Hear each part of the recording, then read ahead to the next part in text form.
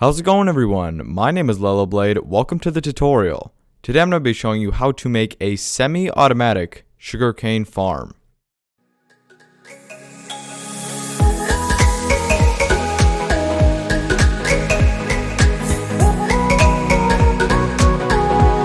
Before we get into it, remember to subscribe, hit the bell, and leave a like, as I'd really appreciate it.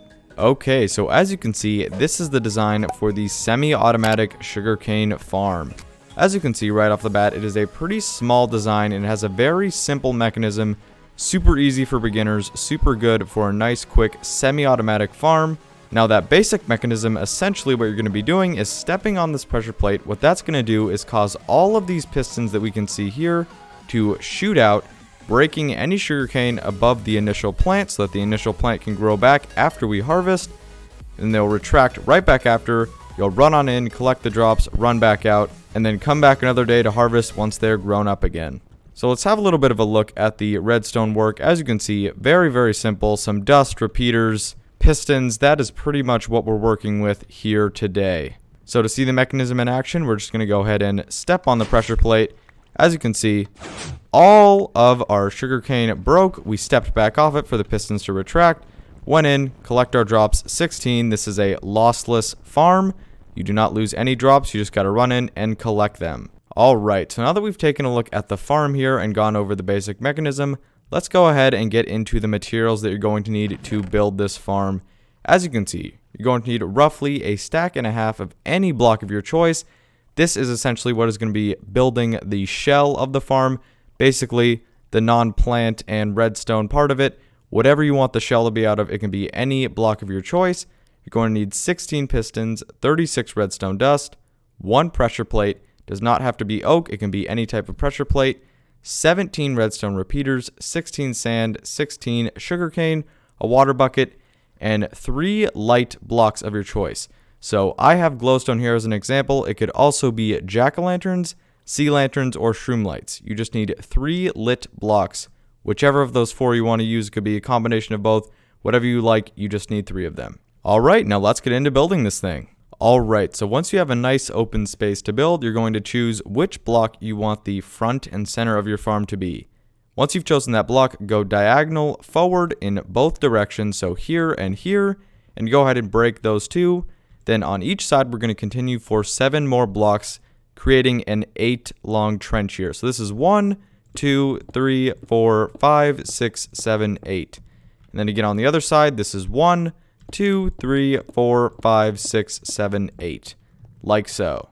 Alright, and now with our trenches that we just dug out, we're going to go ahead and fill both of them in with all of our sand. Our 16 sand, simply fill in the blocks that we just broke, like so. So now what we're going to do is come over to our sand lines that we just created, and going even further, one wider than the center here, we're going to once again break an 8 long trench on the outside of these sand rows here, like so. Now we're going to go ahead and take our water bucket and simply place 1 water source on each of these ends here. It should flow all the way to the end on both sides. That's how you know you got your dimensions right. It should look like this. Alright, so next thing we're going to do is go ahead and create a nice little block layer over this water trench that we just made. So we're going to start off by placing a block of your choice here. Then here, we can go ahead and break the first one, and then continue this line of blocks until we have completely concealed the water so that it is no longer visible. Then we're going to go ahead and do the exact same thing on the other side. Again, there, break this one, and just continue this line of blocks until we have completely concealed the water, like so. So next thing we're going to do is take our pistons and place them on top of this layer of blocks that we just placed. So with your back to the side that you are not placing on, you're going to go ahead and right click to place. Put our back there so that our piston comes out facing sideways. So you want this wood part, it should be visible to you when you're standing in the middle. That's what you want.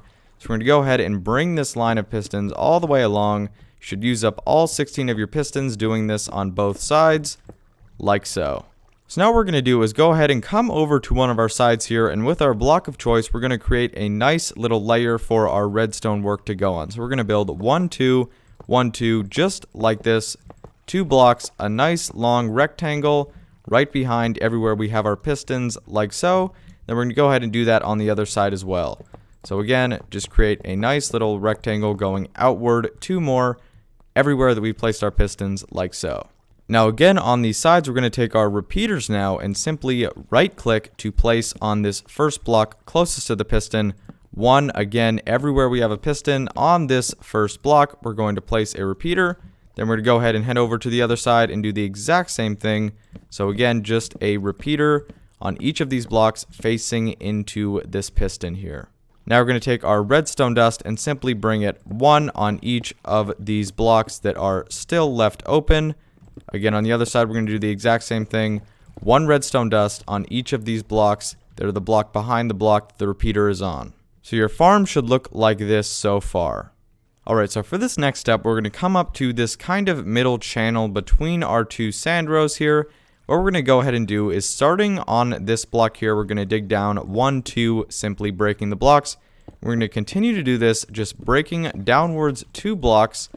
Just continue it all the way along this middle channel, and we're also going to go 1, 2, 1, 2. So on this side, it should go 1 block further, this dug down tunnel, and on this back side, it should go down 2 further than the sand. Alright, so now we're going to take our redstone dust, and starting in the front here where we're only 1 further than the sand, we're simply going to bring a nice line of redstone dust all the way across here until we get to this spot. So at this spot here, we're going to take our repeater, and we're going to go ahead and place it facing this way right here on this block here. Next, what we're going to do is actually go ahead and break this block and this block here, creating a kind of T staircase upwards. We're going to go ahead and place a redstone dust here, a redstone dust here, and a redstone dust here. So now coming around to this side of the T here, what we're simply going to do is continue these 2 lines until they connect up with our redstone lines here. So it's pretty simple, self-explanatory. I will go through it here. So we're going to go 1, 2, 3, 4. As you can see, your redstone lines should connect up. Then again on the other side, 1, 2, 3, 4. It should once again connect up to this redstone line here behind these repeaters. And with that, you have your redstone wiring done. It should look like this. So now what we're going to do is take our block of choice, and right here where we dug out, we're just going to continue the line here, placing it at this vertical level, still leaving a little tunnel down there for our redstone dust to work through. And we're just going to go ahead and continue it all the way to this point. We're not going to make it any further, just to this point for now. And then on this first one that kind of extends out a little bit, we can go ahead and place our pressure plate. So now to test to make sure that your mechanism is working, you can go ahead and just stand on it. As you can see, all of your pistons on both sides should shoot out. That means that all of your wiring is done correctly. If it's not, that means that you did something wrong. Go ahead, rewatch the video, correct your mistake. Again, if it's working correctly, you should step on the pressure plate, piston should shoot out, and once you step back off of it, see if you stay on it, all of these should stay out. Once you step back off of it, they should retract once again. Alright, so the last 2 things we have to do are create a nice little shell to ensure that our farm is lossless, as well as add some lighting, and then put in our sugarcane. Well, that will be the last step, obviously. So what we're going to do here first is create a line of blocks here with our block of choice, simply all the way along on top of our pistons here. So we can do that on both sides, all the way along on top of our pistons like so. Alright, so the next thing we can do is go ahead and come to the back of the farm here and create a nice little 3x3 ring. We're not going to create a full square. We're going to leave that center block unfilled in, and what we're going to do is take your light block of choice, again, glowstone, shroom light, sea lantern, jack-o'-lantern, those are your options. I'm using glowstone in this example, and simply place it right there like so. Alright, so next thing we're going to do here is actually create ourselves a roof. So we're going to start off by placing a block here, and then we can go ahead and remove this so it's diagonal. Again, this is all with your block of choice, and then you're going to simply build to the sides of this one, kind of creating, as you can see, a little overhang. We're going to bring this out 1 more, and then on this next block, in the center row, you're going to place a piece of glowstone or whatever your lit block is that you chose. Then we're going to continue 1, 2. We're going to again place a lit block. And so now we can go ahead and fill in the rest of this roof with our block of choice, whatever we want that to be. There we go. Our pistons just fired because I stepped on the pressure plate.